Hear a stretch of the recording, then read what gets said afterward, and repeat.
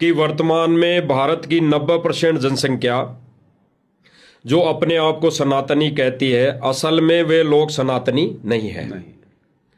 लेकिन हिंदू तो अवश्य होंगे भाई, लेकिन हिंदू तो अवश्य होंगे, क्योंकि जो खुद को सनातनी कहता है वो खुद को हिंदू भी तो कहता है।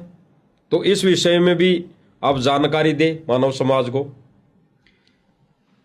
देखिए, मैंने आपको पहले बताया कि जितने भी हिंदू भाई बहन हैं उन सब ने केवल एक ठप्पा लगा रखा कि मैं हिंदू हूं, मैं सनातनी हूं, जबकि मैं आपको बता चुका हूं कि ना वो सनातन की परिभाषा से परिचित हैं, ना वो हिंदू की परिभाषा से परिचित हैं।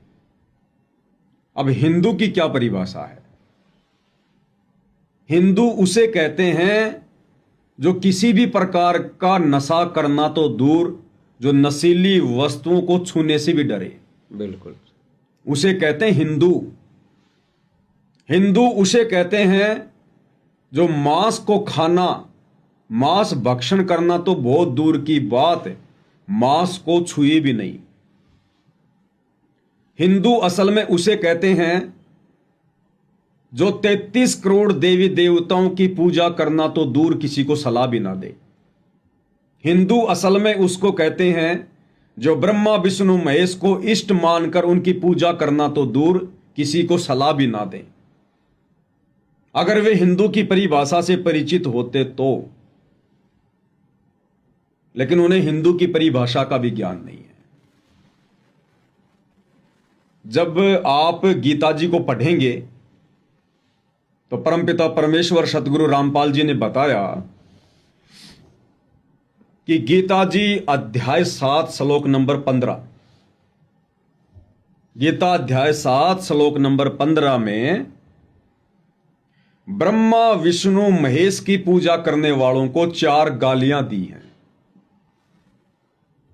अब वीडियो देख रहे बहुत सारे हिंदू कहेंगे भाई ये क्या बात हुई, अगर ऐसा लिखा होता तो हमारे चारों शंकराचार्य संस्कृत के प्रकांड ज्ञाता हैं, हमारे धीरेन्द्र शास्त्री जी, हमारे बहुत सारे आचार्य जी, ये तो दिन रात प्रवचन करते हैं, इन्हीं धर्मशास्त्रों को दिखाकर सामने रखकर धारा प्रवाह संस्कृत में प्रवचन करते हैं। तो क्या इन्होंने कभी देखा नहीं होगा? देखा है तो इन्होंने फिर बताया क्यों नहीं? तो कजोड़ जी, इन्होंने वेद जरूर पढ़े हैं, गीता जी जरूर पढ़ी है, लेकिन ये वेद और गीता जी कोई कॉमिक्स नहीं है, कोई चुटकुलों की पुस्तक नहीं है जो पढ़ते ही समझ में आ जाएगी। पहली बात तो चारों वेदों को पढ़ना, उनका निष्कर्ष निकालना महाभारत है, और चारों वेदों का सार यानी निष्कर्ष गीता जी। तो गीता जी कितनी सांकेतिक होगी, कितने कोड वर्ड में होगी। इसलिए गीता जी को समझाने वाला पूरे विश्व में एक समय में केवल एक ही धर्मगुरु होता है, केवल एक ही धर्मगुरु, और वो धर्मगुरु वर्तमान में पृथ्वी पर सतगुरु रामपाल जी हैं। इनके अलावा इन वेदों को सतयुग से हमारे ऋषि महर्षि पढ़ रहे हैं। इन वेदों को आज तक ना तो वशिष्ठ जी समझ पाए जो कि श्री रामचंद्र जी के गुरु थे, इन वेदों को ना ही श्री दुर्वासा जी समझ पाए जो कि श्री कृष्ण जी के गुरु थे। फिर बाकी छोटे मोटे आचार्य संत महंत, इनके बेचारों की औकात ही क्या है? अगर ये लोग समझ चुके होते तो आज धार्मिकता में हम लोगों का स्तर इतना नीचे नहीं होता। आज ये हिंदू मुस्लिम सिख ईसाई नहीं बने होते। आज हमारा देश और विश्व जातियों में नहीं बटा होता, टुकड़ों में नहीं बटा होता, छोटी छोटी बातों पर लड़ाई झगड़े नहीं होते, एक दूसरे के प्रति ऊंच नीच की भावना नहीं होती। लेकिन आज से पहले साधु संत महात्मा ऋषि इन वेदों को समझ नहीं पाए। एकमात्र संस्कृत को पढ़ लेना या संस्कृत भाषा का ज्ञान हो जाना यह साबित नहीं करता कि आप जी विद्वान हैं। एक भाषा विशेष को पढ़ लेने से कोई विद्वान नहीं होता। जिस प्रकार एक 5वीं कक्षा का बच्चा है, उसको हिंदी अच्छे से पढ़नी आ जाती है, और पीएचडी की पुस्तकें भी हिंदी में होती हैं। वो 5वीं कक्षा का बच्चा पीएचडी की पुस्तक को जो हिंदी में है उसको अच्छे से पढ़ेगा, लेकिन क्या वो 5वीं कक्षा का बच्चा पीएचडी की पुस्तकों में जो मीनिंग लिखे हैं, जो शब्दों के जो अर्थ हैं, क्या उसको समझ जाएगा? नहीं समझ पाएगा। इसी प्रकार ये हमारे धर्मगुरु विश्वामित्र जैसे, वशिष्ठ जैसे, मार्कंडे जैसे, दुर्वासा जैसे, इनको केवल संस्कृत भाषा का ज्ञान था। शास्त्रों में क्या लिखा है भक्ति और भगवान के विषय में, ये इस बात की गहराई तक नहीं जा पाए। अन्यथा भक्ति मार्ग में आज समाज का स्तर इतना नीचे नहीं होता। तो कजोड़ जी इन चारों वेदों को और गीता जी को आज वर्तमान में सतगुरु रामपाल जी ने पढ़ के बताया, निष्कर्ष निकाल के दिखाया। तो गीता जी अध्याय 7 श्लोक नंबर 15 में ब्रह्मा विष्णु महेश की पूजा को भी रिजेक्ट कर दिया गया है। तीनों गुणों की पूजा को रिजेक्ट किया गया है। 3 गुण कौन? रजगुण ब्रह्मा जी, सतगुण विष्णु जी, तमगुण शिव जी। तो गीता जी इन तीनों, इन तथाकथित भगवानों की अज्ञानता के कारण समाज ने इनको भगवान मान लिया, जबकि इनसे ऊपर तो और बहुत बड़ी बड़ी परम शक्तियां हैं। तो गीता जी खुद ब्रह्मा विष्णु महेश की पूजा को रिजेक्ट करती है। सभी वीडियो देखने वालों से प्रार्थना है, अध्याय नंबर 7 श्लोक नंबर 15। आजकल तो आप गीता जी को गूगल पर भी देख सकते हैं इन अध्याय को। जब आप गूगल पर सर्च करेंगे गीता जी अध्याय 7 श्लोक नंबर 15 में क्या लिखा है, स्पष्ट रूप से हिंदी में भी उसका ट्रांसलेट होके लिखा हुआ मिल जाएगा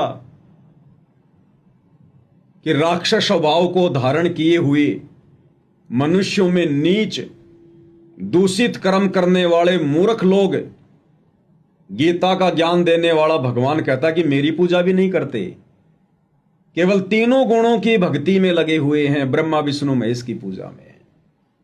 तो ब्रह्मा विष्णु महेश की पूजा करने वालों को गीता जी में 4 गालियां दी गई है। अब बताइए हम धीरेन्द्र शास्त्री जी को कैसे सनातनी कह सकते हैं? क्या उनकी पूजा सनातनी है? क्या उनकी पूजा वेदों के अनुसार है? अब मन में सवाल उठेगा कि धीरेन्द्र शास्त्री जी तो बहुत बड़े हनुमान भगत हैं और पूरा हिंदू समाज हनुमान जी की पूजा करता है, तो क्या धीरेन्द्र शास्त्री जी को भी यह ज्ञान नहीं कि भगवान कौन है, किसकी पूजा करनी चाहिए? 101% ज्ञान नहीं है। धीरेन्द्र शास्त्री जी हनुमान जी के पुजारी हैं, बालाजी के पुजारी हैं। अब धीरेन्द्र शास्त्री जी से कोई पूछे कि सनातनी शास्त्रों में, अगर उन्हें यह पता हो कि सनातनी शास्त्र क्या हैं, सनातनी शास्त्र हैं 4 वेद। सर्वप्रथम ब्रह्मा जी ने 4 वेद मनु को दिए, मनु ने फिर अपने वंशजों को दिए, उन ब्राह्मणों ने फिर आम समाज को 4 वेदों का ज्ञान दिया, जैसा भी उन्होंने समझा। तो सनातनी शास्त्र हैं 4 वेद।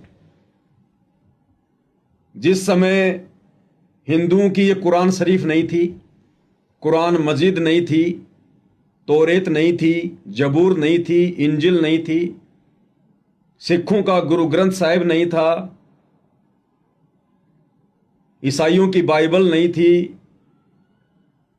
हिंदुओं की गीता नहीं थी, उस समय ये 4 वेद थे। 4 वेद। तो 4 वेदों से ही हर संप्रदाय के धर्म ग्रंथ निकले। तो वेदों में जो ज्ञान है भक्ति और भगवान को लेकर, वो संपूर्ण मानव समाज के लिए है। द्वापर में महाभारत के युद्ध में गीता जी का ज्ञान दिया गया। गीता जी का ज्ञान स्पेशल हिंदुओं के लिए नहीं है, पूरे मानव समाज के लिए है। क्योंकि जिस समय गीता जी का ज्ञान दिया जा रहा था उस समय पृथ्वी पर ना हिंदू धर्म था, ना मुस्लिम धर्म था, ना ईसाई धर्म था, ना सिख धर्म था, ना कोई जैन धर्म था, ना यहूदी थे, ना कोई मंगोली थे। सब वेदों के अनुसार साधना किया करते थे। आगे चलकर कोई मुसलमान बन गया, कोई हिंदू बन गया, कोई सिख बन गया, कोई ईसाई बन गया। तो चारों वेद और गीता जी में भक्ति और भगवान को लेकर जो ज्ञान है वो संपूर्ण मानव समाज के लिए है। आप विचार कीजिए, आज हमारा समाज कितनी जातियों में बट गया है। जाति जाति में भी आपस में ऊंच नीच को लेकर झगड़े फसाद। सतयुग में कोई जाति नहीं थी, त्रेता में कोई जाति नहीं थी, द्वापर में कोई जाति नहीं थी। अगर थी तो आप मुझे बताइए। आज जिस प्रकार से हम लोग अलग अलग संप्रदाय के अपने अपने नाम के आगे अपनी जाति लगाते हैं, सिख भाई अपने नाम के आगे सिंह लगाते हैं, हिंदू भाई अपने नाम के आगे कोई चौहान लगाता है, कोई यादव लगाता है, कोई जाट लगाता है, कोई ब्राह्मण लगाता है, मुसलमान भाई अपने नाम के आगे कोई खान लगाता है, कोई शेख लगाता है। त्रेता युग में आप जिन जिन लोगों को जानते हैं, क्योंकि हम हिंदू समाज के लोग, हमने रामायण बहुत देखी है, महाभारत हमने बहुत देखी है, तो थोड़े बहुत जो पात्र हैं उनको हम जानते हैं। आप मुझे बताइए, त्रेता युग में हम रामचंद्र जी के परिवार से शुरू करते हैं।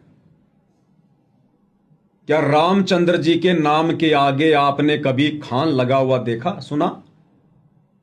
उन्होंने कभी कहा हो कि मैं रामचंद्र खान या मैं रामचंद्र सिंह? उनकी माताजी ने कभी अपने नाम के आगे लगाया हो मैं कौशल्या कौर, सीता कौर, सीता बानो, कौशल्या बानो? लक्ष्मण जी ने अपने नाम के आगे कभी सिंह, कौर, कुमार, खान कुछ लगाया? भरत ने लगाया? नहीं। शत्रुघ्न ने लगाया? दशरथ के नाम के आगे पीछे कोई जाति सूचक शब्द थे? नहीं थे ना? नहीं थे। फिर आते हैं हम किष्किंधा में, बाली और सुग्रीव दो भाई थे। क्या बाली ने अपने नाम के आगे कभी सिंह लगाया? कोई जाति सूचक शब्द लगाया? क्या उसने कहा कि मैं मुसलमान हूं, मैं हिंदू हूं, मैं सिख हूं, मैं ईसाई हूं? सुग्रीव ने ऐसा कोई शब्द लगाया? बाली का बेटा अंगद, उसके नाम के आगे कोई जाति सूचक शब्द था? रावण के नाम के आगे कोई जाति शब्द था?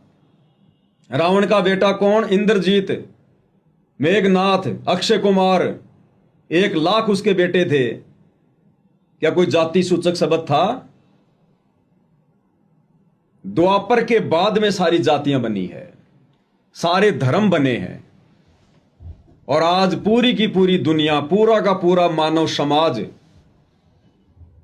धर्म में और जातियों में बंटकर धर्म की परिभाषा भी भूल गया। तो कैसे हम इनको सनातनी कह सकते हैं?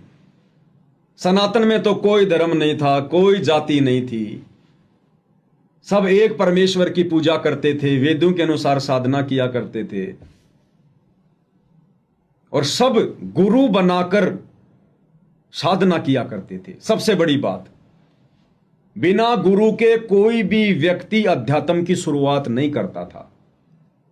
सतयुग, त्रेता, द्वापर में जब बच्चा 3 वर्ष का हो जाता था तो अध्यात्म के अनुसार उस बच्चे को गुरु से जोड़ दिया जाता था, क्योंकि बिना गुरु के भक्ति होती नहीं है। सही। श्री रामचंद्र जी, जिनको लोग भगवान कहते हैं, श्री रामचंद्र जी ने भी भक्ति की शुरुआत करने के लिए वशिष्ठ जी को अपना गुरु बनाया। भाई उनको क्या जरूरत थी गुरु बनाने की?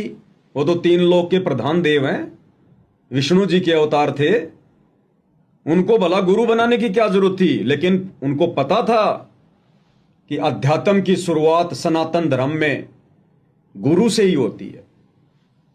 श्री कृष्ण जी द्वापर में आए, वो भी 3 लोक के देव हैं, प्रधान शक्ति हैं, उन्होंने भी दुर्वासा जी को अपना आध्यात्मिक गुरु बनाया। श्री कृष्ण जी के सतगुरु रामपाल जी ने 2 गुरु बताए। श्री कृष्ण जी का एक गुरु था संदीपनी, जो केवल उनको अक्षर ज्ञान की जानकारी देता था, और श्री कृष्ण जी के धार्मिक गुरु थे श्री दुर्वासा जी। तो श्री कृष्ण जी ने भी गुरु बनाकर भक्ति की शुरुआत की।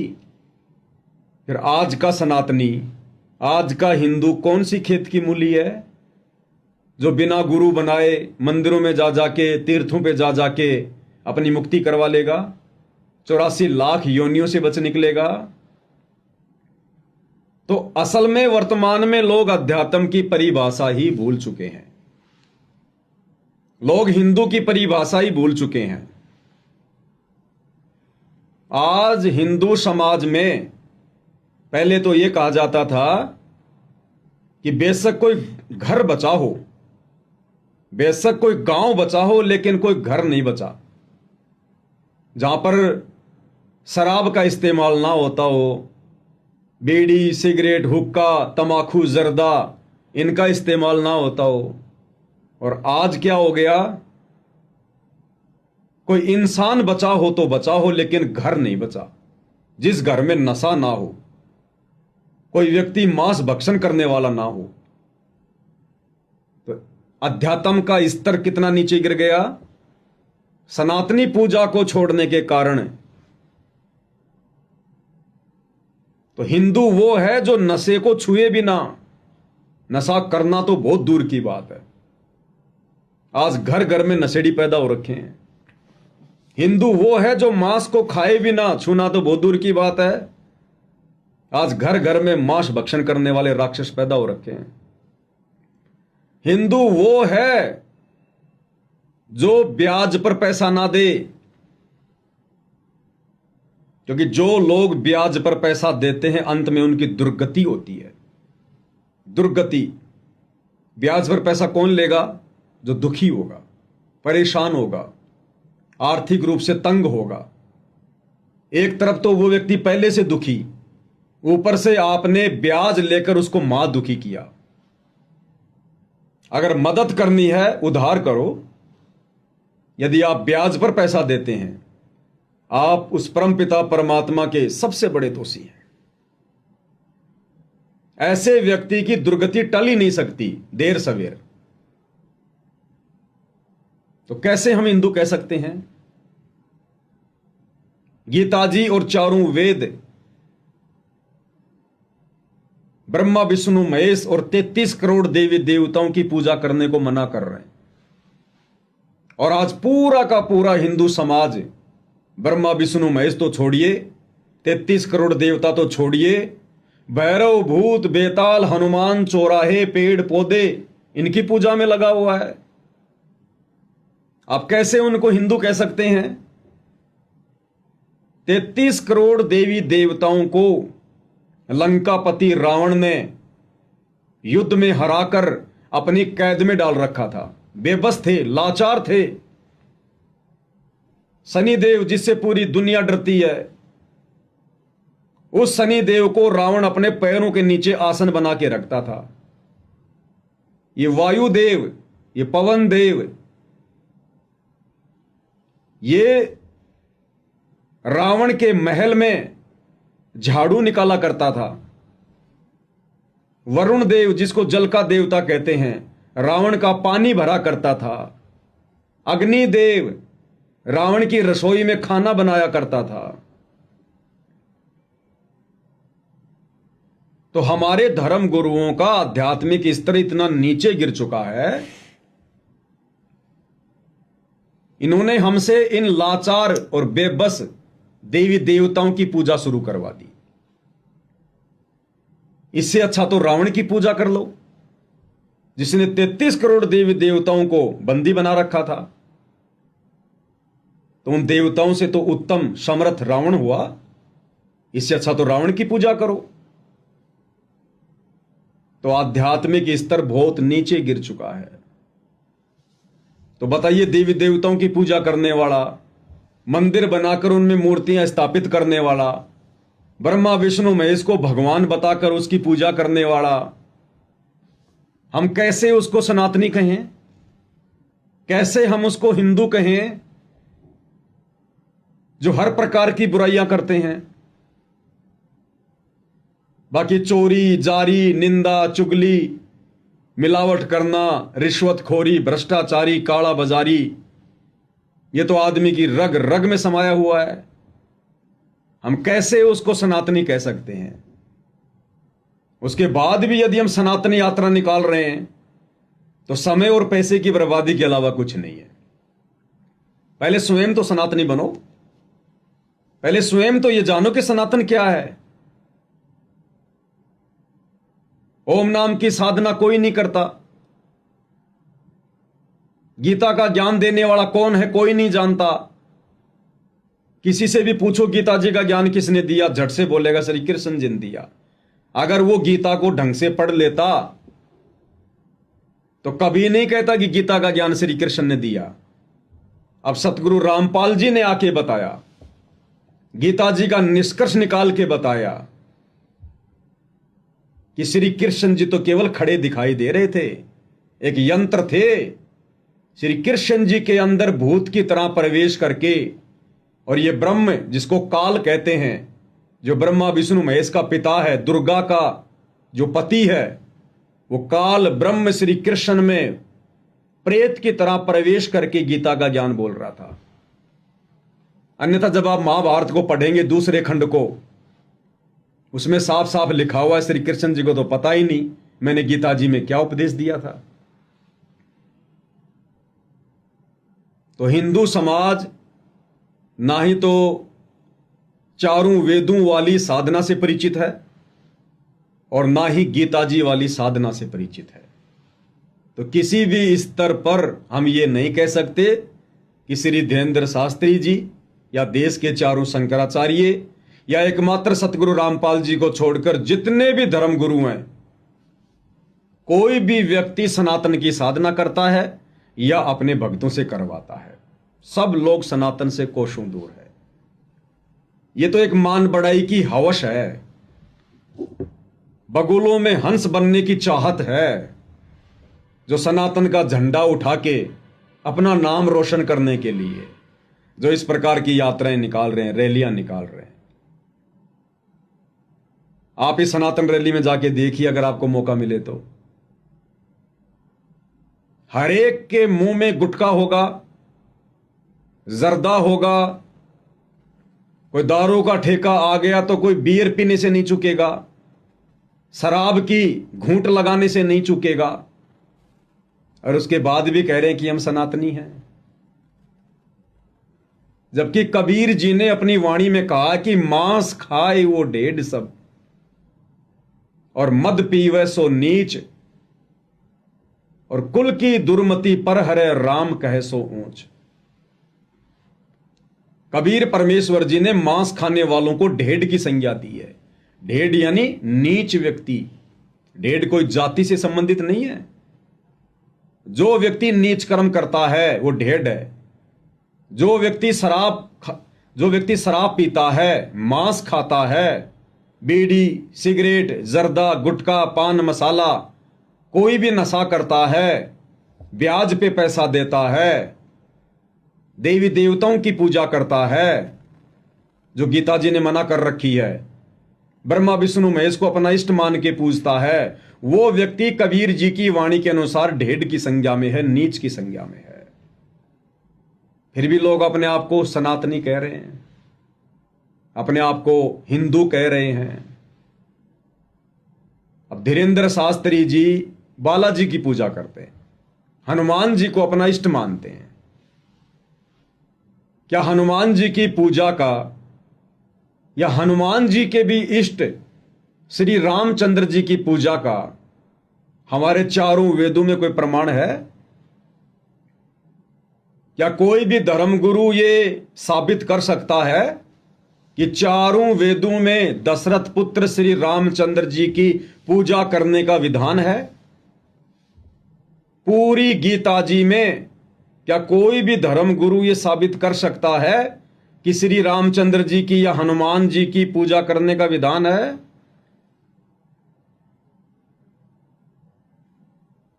और श्री धीरेन्द्र शास्त्री जी जो जय श्री राम के नारे लगा रहे हैं, हनुमान जी को इष्ट मान के पूजते हैं, उनसे अगर पूछा जाए कि अगर यही सर्वश्रेष्ठ भगवान है, परमात्मा है, यही अगर दुनिया को चला रहे हैं, तो सतयुग के प्राणी तो जानते भी नहीं थे कि रामचंद्र कौन है, हनुमान कौन है। इन दोनों का तो जन्म ही त्रेता युग में हुआ। त्रेता युग से पहले तो सतयुग था। सतयुग में भी लोग थे, वेदों के अनुसार भक्ति करते थे, वो तो जानते ही नहीं थे कि रामचंद्र कौन है। उस समय तो जन्म ही नहीं हुआ था। हनुमान को कोई जानता ही नहीं था, सतयुग का प्राणी। तो श्री धीरेन्द्र शास्त्री जी ना ही तो सनातनी पूजा से परिचित हैं और ना ही वो सनातनी भगवान से परिचित हैं। तो किसी भी सूरत में ये नहीं कहा जा सकता है कि सनातनी यात्रा निकालने वाले सनातनी होंगे, बिल्कुल नहीं कहा जा सकता।